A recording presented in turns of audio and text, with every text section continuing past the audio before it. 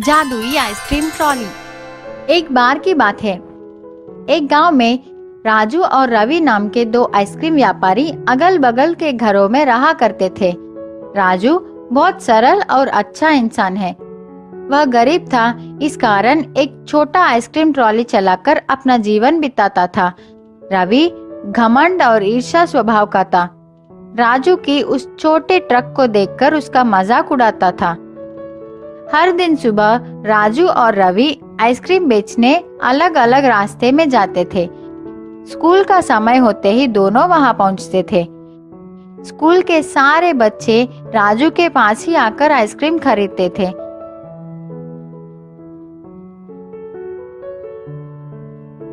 रवि का ice cream trolley तो बहुत सुंदर और बड़ी थी, लेकिन कोई भी रवि के पास आकर आइसक्रीम नहीं खरीदता।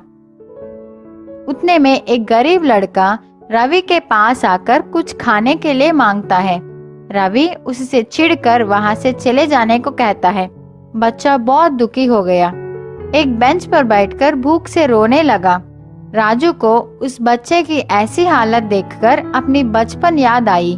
राजू की बचपन भी ऐसी ही भी थी, वो भी एक अनाथ था।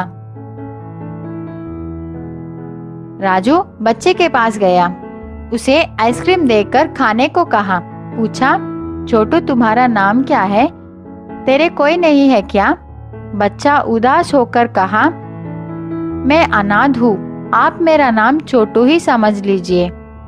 राजू बोला, बेटा मैं तुम्हारा देखभाल करूँगा, तुम्हारी हर जरूरत को मैं पूरा करूँगा, स्कूल भी भेजूंगा, क्या तुम मेरे साथ चलोगे? छोटू बहुत खुश होकर राजू के साथ चला। इसी बीच में राजू अपने ट्रॉली का बात ही भूल गया। गर्मी की वजह से सारा आइसक्रीम पिघल गई। अब राजू भी कुछ नहीं कर सकता। उदास होकर छोटू को भी अपने साथ लेकर घर चला गया। आज तो छोटू आराम से सो गया, लेकिन राजू सोचता हुआ पूरी रात संकट में बिताई। अगले दिन सुबह रोज की तरह राजू आइसक्रीम बेचने अपने ट्रॉली को लेकर तैयार हो गया।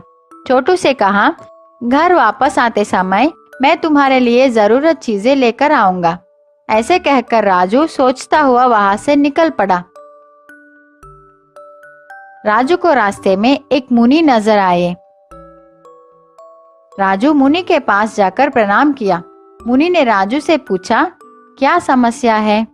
राजू बोला, मैं अपने इस छोटे गाड़ी से अब तक जीवन चला रहा हूँ, लेकिन अब तो मुझे एक बालक का भी ख्याल रखनी है। मुझे कुछ समझ में नहीं आ रहा है कि मैं उसके सारे जरूरतों को कैसे पूरी करूँ। आप ही इस समस्या का परिष्कार कीजिए। मुनि ने कहा, मैं सब समझ गया, मैं तुझे एक बड़ा जादुई आइसक्रीम ट्रॉली दे रहा हूँ, अब यही तुम्हारी समस्याओं को संभालेगी।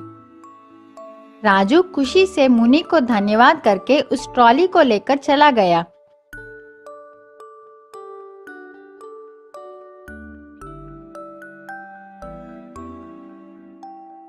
रास्ते में आइसक्रीम भेजता हुआ जा रहा था। इतने में उसको शक लगा कि इतने सारे आइसक्रीम कहाँ से आ रहे हैं, मैं तो इतना नहीं लाया। वह डब्बे को खोलकर देखा तो राजू चौंक गया। उसको समझ आ गया कि ये सब मुनि की महिमा है। रोज की तरह राजू स्कूल के पास आ गया। रवि को राजू की इस नए ट्रॉली को देखकर जलन होने लगा। राजू को इस दिन अच्छा व्यापार हुआ, बहुत पैसे भी मिले। उन पैसों से राजू छोटू के लिए नए बैग, पुस्तक, कपड़े खरीदकर घर लौटा। छोटू बहुत खुश हो गया।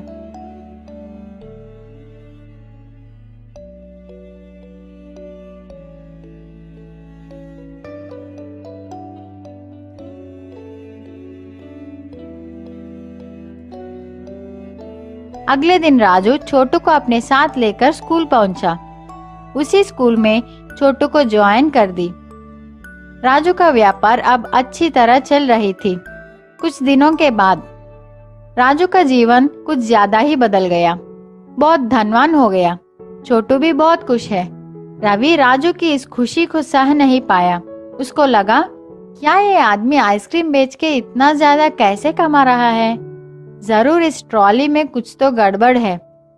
मैं आज रात ही इस बात को पता लगाऊंगा। रात का समय सब लोग सोने के बाद रवि चुपके से राजू की आइसक्रीम ट्रॉली के पास आकर ट्रॉली के अंदर देखा।